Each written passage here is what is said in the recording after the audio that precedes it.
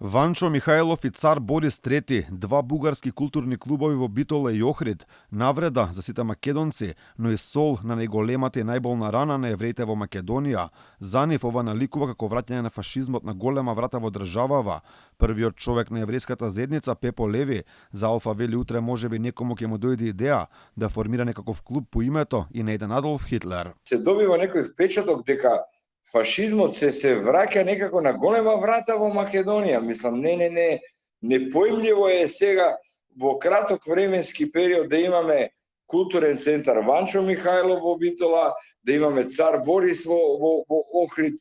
Па тоа непоимљиво е. Утре ќе му текне на некого да регистрира на некој на Хитлер или на Гебелс или на било кого. Не е тоа во ред. Леви ги коментираше информациите дека просториите на клубот Ванчо Михајлов се во куќа каде во минатото живеело еврејско семејство. Вели немаат информации дали тоа е точно, чекаат од битолскиот катастар, но кажа дека куќата се наоѓала во познатото еврејско мало во Битола. Во однос на тоа дали живеело еврејско семејство во таа куќа, многу е вероватно дека живеело, затоа што таму било еврејско мало.